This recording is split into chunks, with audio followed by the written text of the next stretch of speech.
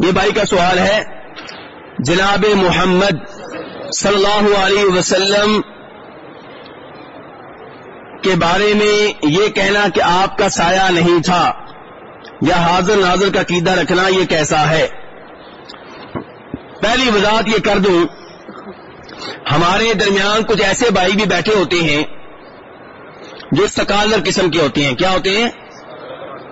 Scholar, بہت زیادہ عقل مند، اور وہ سمجھتے ہیں کہ ایسے مسئلے بیان کرنا آج کل ٹائم ضائع کرنے کے مترادف ہے۔ ان سے پوچھا جائے کیسی باتیں کریں، وہ کہتے ہیں چاند پہ جانے کی باتیں کریں، دنیا چاند پہ پہنچ گئی ہے۔ وہ کیا کہتے ہیں؟ دنیا کہاں پہنچ گئی ہے؟ چاند پہ پہنچ گئی ہے۔ میرے بھائی، ہم چاند پہ نہیں پہنچ سکتے، ہم تو دین سیکھنا چاہتے ہیں، اللہ خود ہی جنت میں جگہ دے گا۔ تو آپ اگر چاند سے ہو کر آ گئے ہیں تو ہمیں بتائیں کیا معلومات لے کر آئی ہیں۔ میرے بھائی، اللہ تعالیٰ نے یہاں پہ ہمیں بھیجا ہے اور اپنا کلام نازل کیا تاکہ ہم اسے سمجھیں۔ فَإِمَّا يَأْتِيَنَّكُم مِّنِّي هُدًى، اللہ نے یہ ہدایت والی کتاب بھیجی ہے، یہ ہمارا اوڑھنا بسونا ہونی چاہیے، اس میں جو عقائد آئے ہیں انہیں سیکھنا چاہیے، اس کو وقت کا ضیاع نہیں سمجھنا چاہیے۔ کئی بھائی بچارے سمجھتے ہیں کہ یہ مسئلے ایسے ہی ہیں، اس لیے ان کو یہ مسئلے آتے بھی نہیں ہیں۔ وہ کیا چاہتے ہیں؟ وہ چاہتے ہیں جی گفتگو ہو یہاں پہ کس بارے میں؟ جی دنیا کے بارے میں، فلاں ملک میں یہ ہو رہا ہے، فلاں ملک میں یہ ہو رہا ہے۔ میرے بھائی، کسی بھی ٹی وی چینل پہ بیٹھ جائیں، یہ ساری خبریں آپ کو مل جائیں گی، یہ ساری خبریں آپ کو مل جائیں گی۔ ہم نے یہاں پہ دین کی باتیں کرنی ہیں، وہ باتیں جو روز قیامت کام آئیں گی۔ ابن ماجہ کی صحیح حدیث ہے، فرمایا نبی علیہ الصلوۃ والسلام نے، جو میری اس مسجد میں آیا علم لینے کے لیے یا علم دینے کے لیے، وہ ایسے ہے جیسے اللہ کی راہ میں جہاد کر رہا ہو، جیسے اللہ کی راہ میں جہاد کر رہا ہو۔ میرے بھائی، قرآن پاک کا ایک سپارہ بھی ہمیں نہیں آتا، سچ پوچھیں تو ایک ایت بھی ہمیں آتی، ترجمے کے لحاظ سے، معنی کے لحاظ سے، تفسیر کے لحاظ سے، اور ہم کہتے ہیں نہیں جی ایسی باتیں نہ کریں۔ تو کیا کریں ہم؟ تو میرے بھائی، دین سیکھنا، اللہ کا کلام سیکھنا، بار بار سیکھنا، بار بار پڑھنا، یہ عبادت ہے۔ تو بہرحال اب یہاں بھائی کا سوال ہے کہ کیا آپ کا سایہ تھا یا نہیں تھا؟ میرے بھائی، عام لوگوں کا سایہ ہوتا ہے کہ نہیں ہوتا؟ جی، تو نبی علیہ الصلوۃ والسلام شان کے لحاظ سے اگرچہ تمام انسانوں سے آگے ہیں، نبیوں کے بھی امام ہیں، سب سے افضل ہیں، سب سے اعلیٰ ہیں، لیکن بشر ہونے کے لحاظ سے آپ بھی انسان تھے۔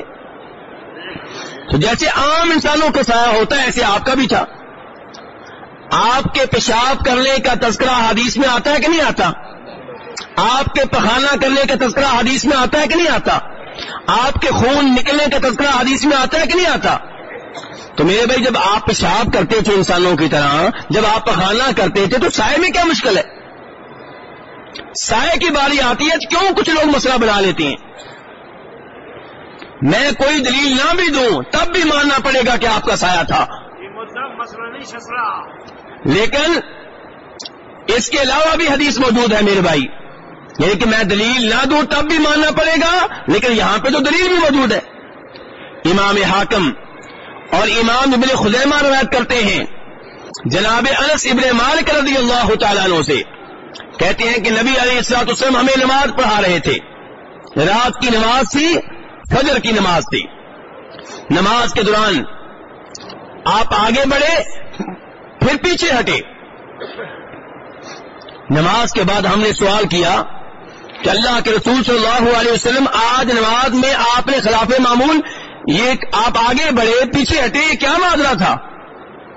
آپ نے فرمایا نماز میں میرے سامنے جنت پیش کی گئی، میں نے جنت کا پھل توڑنا چاہا تو مجھ سے کہا گیا کہ آپ پیچھے ہو جائیں، اور پھر میرے سامنے جہنم پیش کی گئی، جہنم کی آگ میں، جہنم کی آگ کی روشنی میں رأیت ظلی وظلکم، میں نے اپنا سایہ بھی دیکھا، تمہارا سایہ بھی دیکھا۔ آپ کیا کہہ رہے ہیں؟ میں نے اپنا سایہ بھی دیکھا اور تمہارا سایہ بھی دیکھا۔ تو میرے بھائی، نبی علیہ الصلوۃ والسلام کا سایہ تھا، اور سایہ ماننے میں کوئی توہین نہیں ہے، کوئی گستاخی نہیں ہے، کوئی بے ادبی نہیں ہے۔ پتہ نہیں اسے لوگوں نے کیوں مسئلہ بنا لیا ہے۔ کئی لوگ کہتے ہیں جی اگر سایہ مان لیا تو سائے کے اوپر پاؤں آ جاتا ہے، گستاخی ہو جائے گی۔ میرے بھائیو سائے کے اوپر پاؤں دینا ممکن ہے؟ سائے پہ پاؤں دینا ممکن ہے؟ جب بھی سائے پہ پاؤں رکھیں گے تو سایہ کہاں آئے گا؟ پاؤں کے اوپر آئے گا.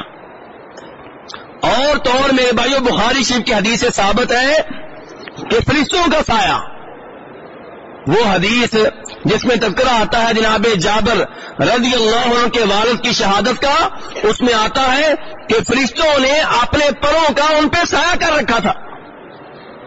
تو اس لیے میرے بھائیوں سایہ کوئی مسئلہ نہیں ہے، یہ سایہ ماننا ہوگا. بلکہ نبی علیہ الصلوۃ والسلام کی جتنی بھی صفات آتی ہیں، جتنی بھی خصلتیں آتی ہیں، جتنی بھی پاک عادات آتی ہیں، سب کو ماننا چاہیے اور ان کا انکار نہیں کرنا چاہیے.